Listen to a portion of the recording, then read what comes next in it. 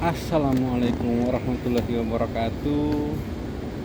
Jumpa lagi masih dengan saya, si Dokter Fikri. Seperti biasa mau bilang belum berubah, ya masih sama.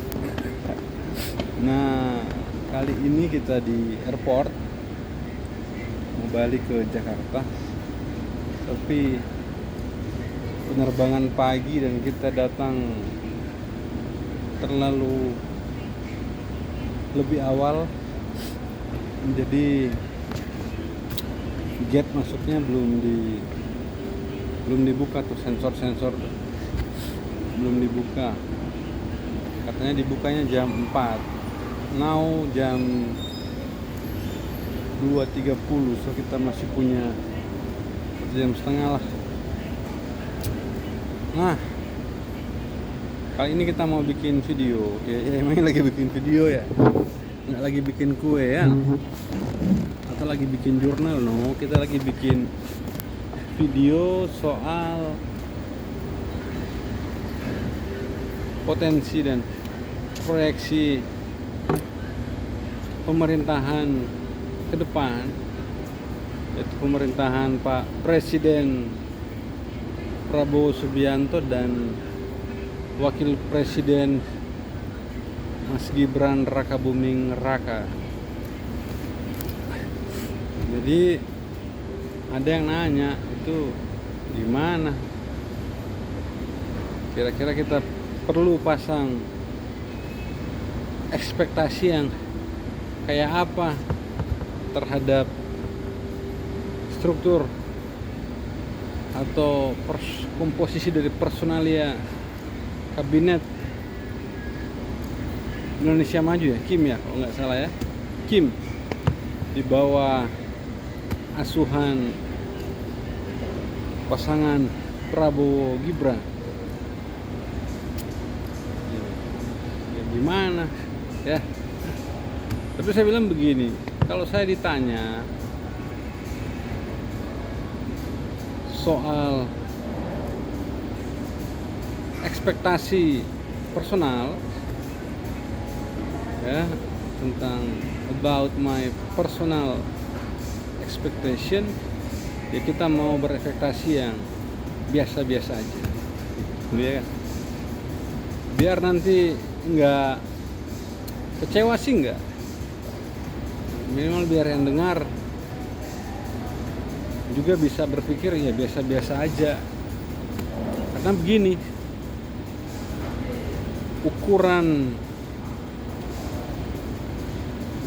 ketokohan, kinerja, kepemimpinan, ini kan kita bicara soal personal karakter atau mental personality, atau kita bicara apa, kepribadian ya, kepemimpinan dan lain-lain ya, maka aspek-aspek yang berkaitan langsung dengan cakap tidaknya, cakap ya bukan cakep, dengan kecakapan seorang tokoh,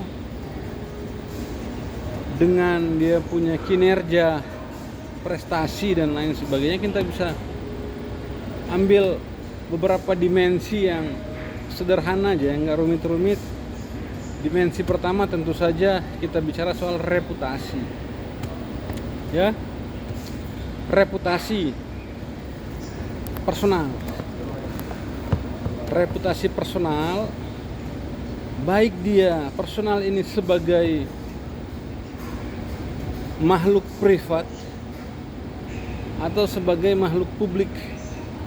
Artinya kita bicara reputasi dalam dia sebagai personal maupun sebagai tokoh publik, ranah privat. Kalau soal ranah privat, saya nggak mau terlalu mencampuri, karena bagi saya ya itu dia punya hak secara personal ya. Soal dia mau mabok, dia mau senang-senang sendiri dan tidak berkaitan dengan ruang publik, Ya itu bagi saya urusan dia. Apapun you mau bikin, monggo dan silahkan, ya. Nah, tapi yang perlu kita kasih garis bawah dan atensi itu adalah berkaitan dengan reputasi dia, berkaitan dengan ranah publik. Misalnya begini, kalau dia pernah terkait kasus hukum gitu ya, dan itu belum selesai, belum clear, atau negara ini kan punya perangkat intelijen ya.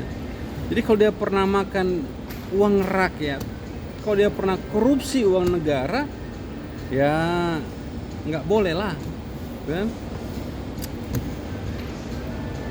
Atau dia punya kasus hukum, itu kan berkaitan dengan ranah publik, merugikan orang lain, merugikan sesuatu selain dirinya. Kalau dirinya sendiri nggak ada masalah, I don't care. Dia mau ngapain lah, kasarnya dia mau tidur dengan siapa, dia mau senang-senang kayak gimana, selama itu hanya berkaitan dengan dia punya diri as a personal dalam konteks ruang privat dan tidak merugikan orang lain, ya monggo silahkan. Nah, tapi kalau reputasi ini sudah berkaitan dengan ruang publik, pernah punya masalah hukum, merampas hak orang, memakan hak orang, mengambil sesuatu yang bukan haknya dan lain sebagainya, atau ringkas sederhananya korupsi dan kasus hukum, ya nggak bisa gitu. Nah, itu pertama soal reputasi ya. Karena reputasi ini kan berkaitan dengan persepsi, oh reputasinya bagus nggak ya, itu kan penilaian orang, judgement. Nah, kedua integriti, punya integritas nggak. Kembali lagi, baik berkaitan dengan dia punya wilayah privat maupun dunia privatnya, maupun berkaitan dia sebagai makhluk sosial di ruang publik. Integritas ya, dia punya integritas yang kuat, nggak split lah, nggak pecah. Tidak ada pengalaman bikin hoax. Apa yang dia lakukan itu align atau nyambung atau sesuai dengan apa yang dia ucapkan. Tindak tanduknya di ruang publik misalnya begini, kalau dia bicara politik sebagai ruang pengabdian untuk mensejahterakan rakyat kecil, dan kalau dia tahu rakyat Indonesia ini mayoritas itu masih kelas menengah ke bawah, ya mbok minimal kalau dia punya integritas, jangan berpenampilan yang mewah gitulah. Misalnya ketika dia sedang beraksi di ruang publik sebagai pejabat negara, tidak menampilkan kemewahan, dia enggak. Karena kalau kita bicara kesejahteraan, ketimpangan, kesetaraan, keadilan dan lain sebagainya, tapi dari kacamatanya atau pernak-pernik perhiasan dari ujung rambut sampai ujung kakinya itu branded semua dan barang-barang mahal, rasa-rasanya nggak pas secara moral, begitu ya.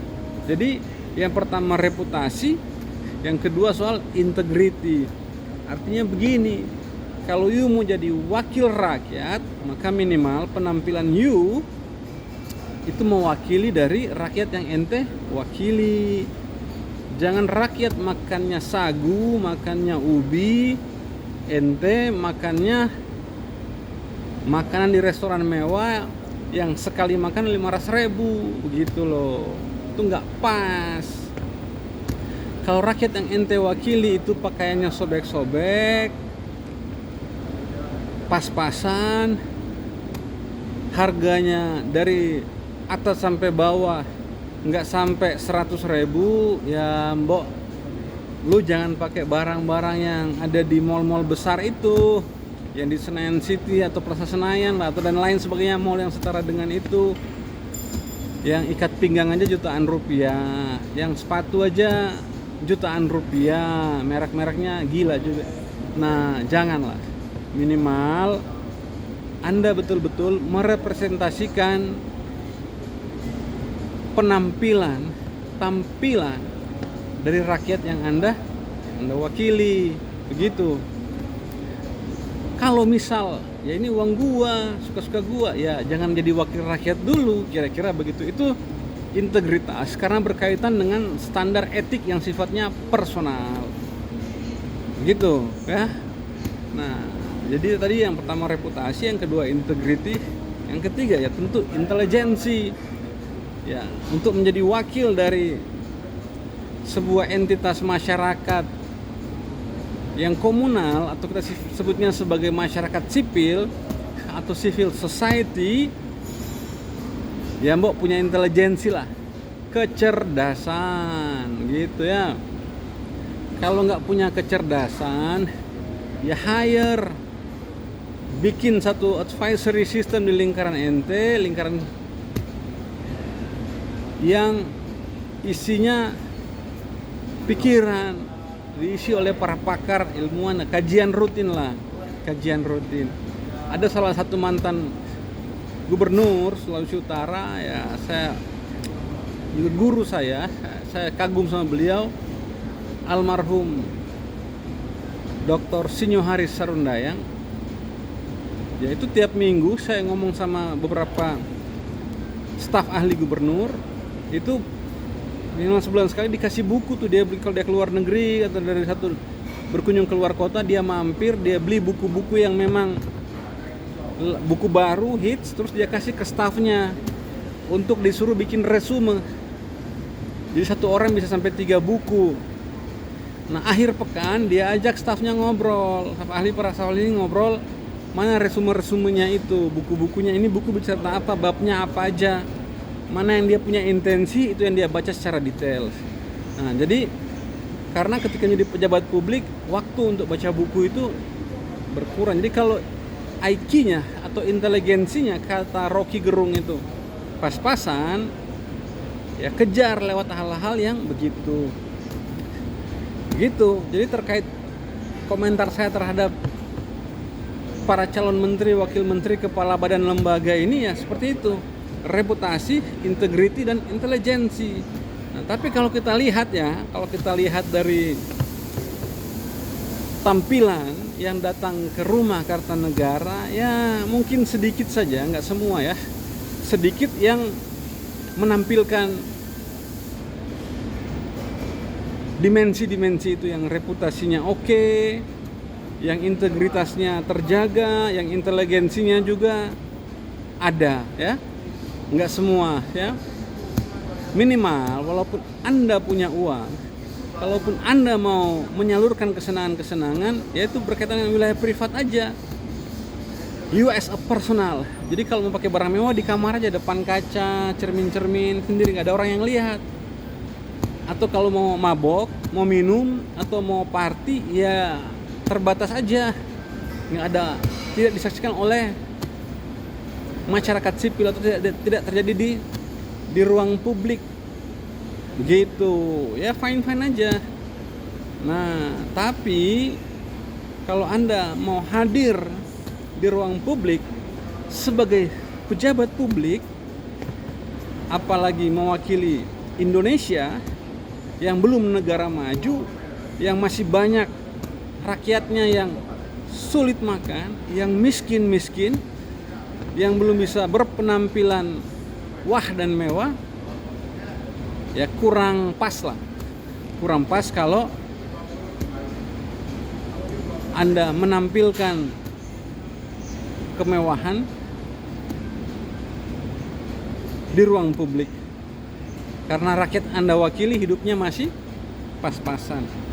Nah dari yang datang Kartanegara, ya mobilnya mewah-mewah tuh, bagus-bagus ya, mobilnya bagus-bagus, batiknya ya mengkilat-mengkilat, nggak tahu ya jutaan rupiah lah ya, batik-batiknya. Belum sepatunya, ada yang cuma 2 huruf ya, nggak mau sebut kita merek-mereknya apa, ada yang cuma 1 huruf, ada yang bahkan bannya menonjol, brandednya ditonjolin ya.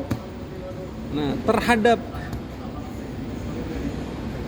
para calon pejabat publik tidak hanya kabinet tapi juga di parlemen. Yang seperti itu saya memasang ekspektasi yang biasa-biasa aja, gitu.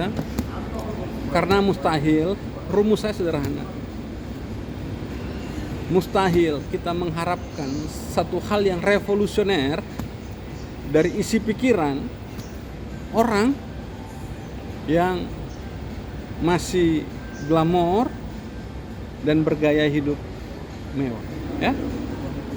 Saya nggak punya ekspektasi lebih dari pemerintahan hari ini. Saya pas-pas saja karena melihat tampilan di parlemen glamor, juga tampilan dalam struktur kabinet yang juga tak kalah glamor. Jadi ekspektasi saya pas-pas aja dan rasa-rasanya nggak ada perubahan yang revolusioner. Kalau nggak revolusioner, tidak ada rasa-rasanya perubahan yang signifikan dan progresif. Apalagi transformatif. Oke, saya Dr. Fikri, saya undur diri dulu. Assalamualaikum warahmatullahi wabarakatuh.